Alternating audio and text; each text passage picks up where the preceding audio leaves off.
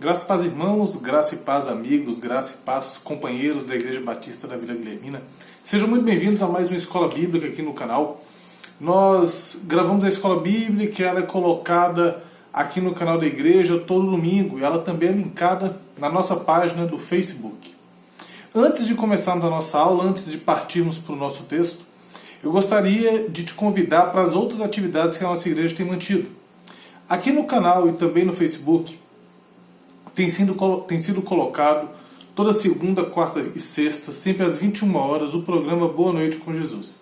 Ele é o programa de devocionais da nossa igreja, são meditações ali curtas, entre 5 e 12 minutos, em que nós trazemos uma verdade da palavra de Deus para o teu coração, para que você possa realmente ter uma boa noite com Jesus, para que você possa meditar em uma pequena passagem da Escritura antes de se recolher para o seu descanso. Quero te convidar também a estar participando das atividades presenciais. Terça-feira, 19h30, temos o culto de oração. Domingo, na parte da manhã, às 9h30, temos culto público, esse culto destinado ao pessoal do grupo de risco e os seus acompanhantes. E o culto de domingo à noite, 19h30, destinado a todas as demais pessoas.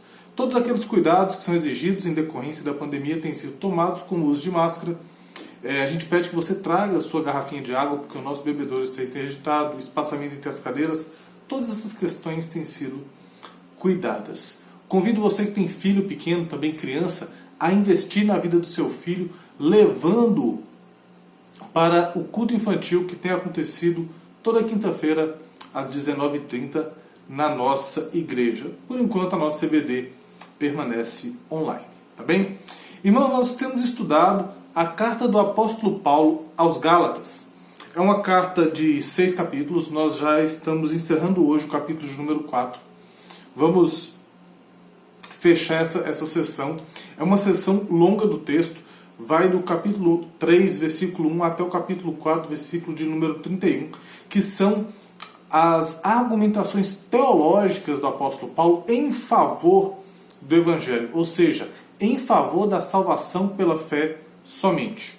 A gente entende, a gente já sabe disso, a carta aos Gálatas é uma carta em que o apóstolo Paulo defende uma salvação apenas pela fé, fazendo um contraponto a uma posição judaizante que tinha na época, que acreditava que você seria salvo se você cresce em Jesus, mas também se você guardasse alguns ritos da lei judaica, e entre esses ritos principalmente a circuncisão. Nós já trabalhamos isso, falamos vários argumentos teológicos.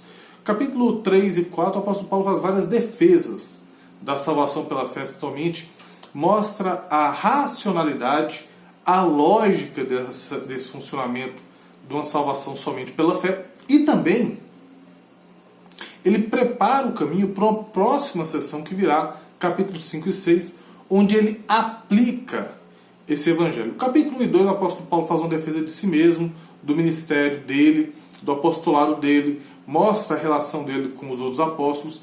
Capítulo 3 e 4 ele faz essa defesa da salvação pela fé somente, e no capítulo 5 e 6 ele aplica. Então, eu entendo, e alguns teólogos também trabalham com essa ideia, capítulo 1 e 2 o evangelho é apresentado, capítulo 3 e 4 o evangelho é explicado, capítulo 5 e 6 o evangelho é aplicado na vida da igreja, tá bem? Então nós vamos caminhar hoje para o finalzinho dessa sessão, versículos de número 21 até o versículo de número 31 do capítulo 4 de Gálatas. Normalmente os irmãos devem reparar, pelo reflexo na minha lente, que tem uma tela e a telinha do celular. Normalmente eu uso meu notebook, ele fica por aqui, e eu vou passando os PowerPoints, todas essas aulas são disponibilizadas em PowerPoints. Essa aula de hoje eu não coloquei em PowerPoints, eu vou até mostrar para os irmãos, ela está aqui.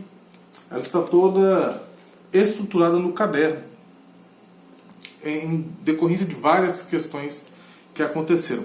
Mas acredito que será uma aula extremamente valiosa, e depois eu pretendo produzir o PowerPoint para me ter guardado também, junto com as demais sessões do livro de Gálatas, nos estudos em Gálatas. Te convido também a assistir às outras aulas que ficaram para trás, para que você possa se inteirar de tudo o que está acontecendo. Vamos ler o texto e depois nós iremos orar. Gálatas capítulo 4, a partir do versículo de número 21. Dizei-me vós, os que quereis estar sob a lei, acaso não ouvis a lei? Pois está escrito que Abraão teve 2 filhos, um da mulher escrava e outro da livre. Mas o da escrava nasceu segundo a carne, e o da livre mediante a promessa. Essas coisas são alegóricas, porque estas mulheres são 2 alianças. Uma, na verdade, se refere ao Monte Sinai, que gera para a escravidão. Esta é Agar. Ora, Agar é o Monte Sinai, na Arábia, e corresponde a Jerusalém atual, que está em escravidão com seus filhos. Mas a Jerusalém lá de cima é livre, a qual é nossa mãe, porque está escrito: alegra-te, ó estéril, que não dás à luz, exulta e clama, tu que não estás de parto, porque são mais numerosos os filhos da abandonada do que os da que tem marido. Vós, porém, irmãos, sois filhos da promessa como Isaque. Como, porém, outrora que nascera segundo a carne, o que nascera segundo a carne perseguia ao que nasceu segundo o Espírito, assim também é agora. Contudo, o que diz a Escritura? Lançai fora a escrava e o seu filho, porque de modo algum o filho da escrava será herdeiro com o filho da livre. E assim, irmãos, somos filhos não da escrava, e sim da livre. Pai bendito, obrigado, Senhor, pela tua santa palavra. Obrigado ao Pai por tantos detalhes, tantas verdades e tanta profundidade nesse texto. Pai Santo, nos dê capacidade nessa manhã para que possamos estudar essa passagem da Escritura com uma profundidade que seja acessível aos nossos irmãos, uma profundidade que seja acessível à minha vida também, e uma profundidade que o Teu Santo Espírito possa aplicar em nós, dentro da nossa capacidade de compreensão. Esteja conosco, abre os nossos olhos, abre as nossas mentes, abre os nossos corações para que possamos compreender a grandeza e o valor da Tua Santa Palavra. Que te pedimos e agradecemos no nome santo de Jesus. Amém e amém. Irmãos, em 14 de maio de 1948, foi fundado o que a gente reconhece hoje no mundo, né, como Estado de Israel. Aquela bandeirinha que a gente vê, muitas igrejas usam, né, faixa azul, faixa branca no meio, com a estrela de Davi, os 2 triângulos sobrepostos, invertidos. Aquilo ali é um Estado que foi fundado em 14 de maio de 1948, uma ação da ONU, e quem assinou a fundação do Estado de Israel foi um brasileiro chamado Oswaldo Aranha. Tá? Ele era o presidente na época da ONU e ele assinou essa fundação desse Estado. Aí a gente tem um monte de problema decorrente dessa assinatura, porque foi tirado um pedaço do que seria a Palestina e formado o Estado de Israel ali onde a gente conhece, no Oriente Médio, às margens do Mediterrâneo. E aí a gente tem problemas até hoje. Brigas entre os árabes, Israel, faixa de Gaza, os palestinos, tudo aquilo que a gente está cansado de ver. Só que existe muito mais do que apenas a criação desse Estado de Israel em 14 de maio de 48. Existe muito mais do que apenas essa assinatura de Oswaldo Aranha que gerou todo esse estresse. Todo esse estresse foi gerado por causa de Abraão. E a gente vê aqui no texto que a atitude de Abraão gerou 2 povos. Né? 2 povos, Ismael e Isaque, Agar e Sara. Uma Jerusalém que é de cima e uma Jerusalém que é de baixo. E, portanto, também 2 descendências. Uma descendência de Ismael e uma descendência de Isaque. Essas 2 descendências, na carne, são inimigas ali. Mas elas também representam 2 descendências espirituais, que é o que nós iremos estudar no texto de hoje. Tá bem? O versículo 21, irmãos, como nós temos feito no livro de Gálatas, nós temos estudado todos os versículos, não perdemos nenhum versículo até agora. O versículo 21 diz assim: Dizei-me vós, os que quereis estar sob a lei, acaso não ouvis a lei? O apóstolo Paulo ele trabalha de uma forma bem interessante. Ele fala, olha, vocês que estão defendendo a salvação condicionada ao guarda de algumas coisas da lei, vocês não ouvem essa lei que vocês tanto defendem? E quando ele está falando de lei aqui, ele está apontando os 5 primeiros livros do Antigo Testamento, que é o nosso chamado Pentateuco, tá? Que o judeu chama ali de Torá. Tá? Esses 5 primeiros livros, Gênesis, Êxodo, Levítico, Números e Deuteronômio, esses 5 primeiros livros codificam as questões cerimoniais, as leis, os mandamentos cerimoniais, políticos, sociais de Israel, e também conta a história antiga, como a história de Abraão. A história de Abraão está inserida dentro da lei. Por isso que ele fala, vocês que dizem guardar a lei não conhecem a lei, então vou expor para vocês um pedacinho da lei que vocês estão desconsiderando, que é justamente a vida do pai da fé, a vida de Abraão, aquele que os judeus têm como pai da fé. Então ele falou, eu vou voltar lá no Pentateuco para mostrar para vocês que a argumentação de vocês é infundada, porque vocês não estão andando nas pegadas de Abraão. Então ele faz isso no versículo 21. Dizei-me vós, os que quereis estar sobre a lei, ou seja, que anseiam continuar sobre a lei, anseiam continuar tentando sua salvação por meio dos seus métodos próprios. Acaso não ouvis a lei? Versículo 22. Pois está escrito que Abraão teve 2 filhos, um da mulher escrava e outro da livre. Abraão tem 2 filhos, irmãos. Um é de Agar, que é escrava, e outro que é da sua esposa Sara. Vamos ver o nascimento dessas 2 crianças. Gênesis, capítulo de número 16, versículos 3, 4 e 15. Gênesis, capítulo 16, versículos 3 e 4. Então Sarai, mulher de Abrão, tomou a Agar, egípcia, sua serva, e deu-a por mulher a Abraão, seu marido, depois de ter ele habitado por 10 anos na terra de Canaã. Ele a possuiu e ela concebeu. Vendo ela que havia concebido, foi sua senhora por ela desprezada. Versículo 15. Agar deu à luz um filho a Abrão. E Abrão, seu filho que lhe dera Agar, chamou-lhe Ismael. E era Abraão de 86 anos quando Agar lhe deu à luz Ismael. Ou seja, a gente vê aqui o nascimento de Ismael. O nascimento de Ismael é complexo, porque existe uma promessa.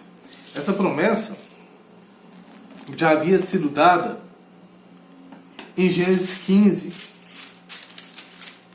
Em Gênesis 15, a partir do versículo 1, diz assim: depois desses acontecimentos, veio a palavra do Senhor a Abraão, numa visão, e disse: não temas, Abraão, eu sou o teu escudo, teu galardão será sobremodo grande. Respondeu Abraão: Senhor, Deus, que me haverás de dar, se continuo sem filhos e o herdeiro da minha casa é o Damasceno Eliezer? Disse mais Abraão: a mim não me concedeste descendência, e um servo nascido na minha casa será meu herdeiro. A isso logo respondeu o Senhor, dizendo: não será este teu herdeiro, mas aquele que será gerado de ti será o teu herdeiro. Aquele que será gerado de ti será o teu herdeiro. Então conduziu até fora e disse: olha para os céus, conta as estrelas, se é que podes. E lhe disse: será assim a tua posteridade. Ele creu no Senhor e isso lhe foi imputado por justiça. Ou seja, irmãos, existe uma promessa em Gênesis 15 de que Deus daria uma descendência para Abraão. Só que Abraão e Sara, eles fraquejam na fé. Eles duvidam disso. E eles tentam fazer aquilo que o ser humano gosta de fazer. Demais da conta. Que é o quê? Dar uma focinha para Deus. Vamos dar uma focinha para Deus aqui, ó. Acho que esse negócio não vai dar certo, porque eu não engravido, já estou muito velha. Então já me cessou o costume das mulheres, como diz em outra passagem da Escritura. Então ela decide fazer o quê? Eu vou tirar minha serva, que ela é nova, ela ainda tem condições. E ela vai dar um filho pra gente. E vai ficar tudo beleza, vai ser um filho gerado de você, Abraão. Não creram na capacidade de Deus de cumprir sua promessa. Creu no que Deus falou, mas não creu que ele tinha capacidade de cumprir. Olharam para a circunstância e não para a promessa do Senhor. E aí eles tomam isso. Eles têm essa atitude. Então a gente tem o nascimento do primeiro filho de Abraão, que é o filho da escrava. O segundo filho de Abraão está em Gênesis capítulo 21, versículos de número 1 e 2. Visitou o Senhor a Sara. Olha a diferença, irmãos. No primeiro filho, Sara dá uma serva para Abraão. Abraão coabita com a serva e nasce um menino. No capítulo 21, versículo 1 e 2, existe uma ação direta de Deus. visitou o Senhor a Sara como lhe dissera, e o Senhor cumpriu o que lhe havia prometido. Sara concebeu e deu à luz um filho a Abraão na sua velhice, no tempo determinado de que Deus lhe falara. No tempo que Deus determinou. E é interessante quando fala o tempo que Deus determinou, nos faz lembrar do capítulo 4, versículo 4 de Gálatas. Vindo, porém, à plenitude do tempo, Deus enviou seu filho, nascido de mulher, sob a lei. Ou seja, Deus faz as coisas na hora certa. Deus deu um filho para Abraão e Sara na hora certa. E Deus mandou Jesus na hora certa. E então a gente tem duas mulheres e duas crianças nascendo, porém de ações diferentes. A ação do nascimento de Agar é o quê? Uma ação pecaminosa de incredulidade. E já a ação do nascimento de Ismael é uma ação de fé, o cumprimento de uma promessa. Então Ismael, incredulidade, uma ação humana. Isaac, uma ação de Deus, uma ação mediante a fé. Tá bem? A gente tem isso no versículo 22. Pois isso é escrito que Abraão teve 2 filhos, um da mulher escrava e outro da livre. Versículo 23. Mas o da escrava nasceu segundo a carne, o da livre mediante a promessa. O filho da escrava nasce quando Abraão e Sara perdem a confiança na promessa de Deus, lá de Gênesis 15, versículo de 1 a 5 que a gente leu. Ismael, ele é o descendente espiritual, irmãos. Vamos lá, deixa isso claro aqui. Descendente não. Ismael, ele é o antepassado carnal dos árabes, tá? Dos povos do Oriente Médio, com exceção dos judeus.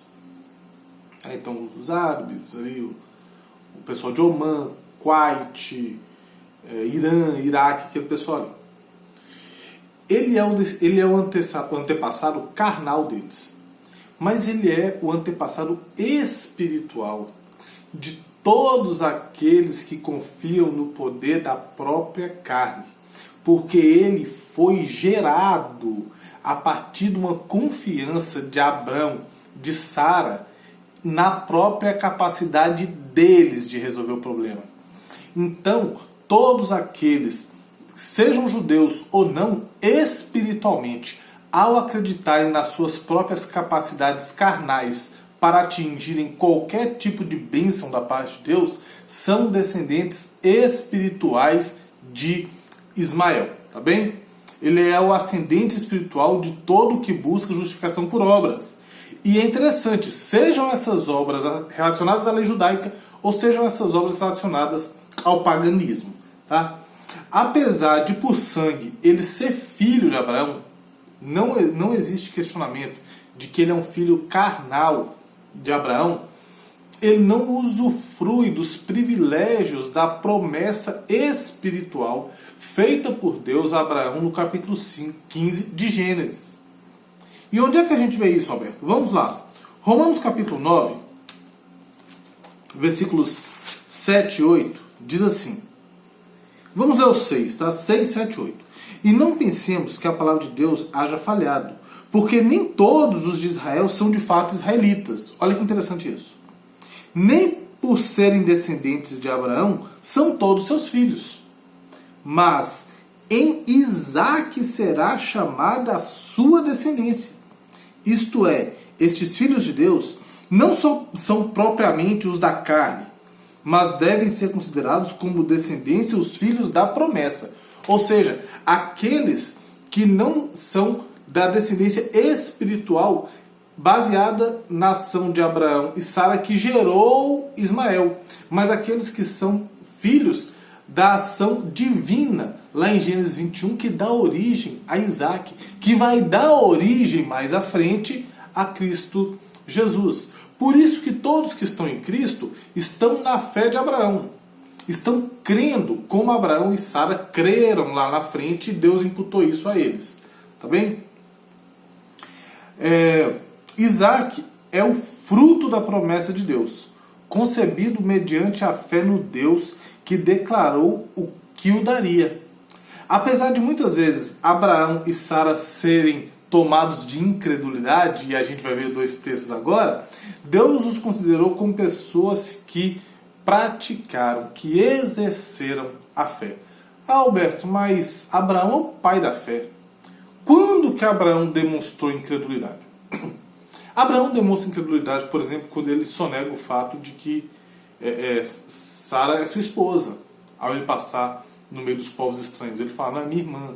Ali ele está mentindo. E quando ele está fazendo aquilo, ele está negando a confiança na ação de Deus.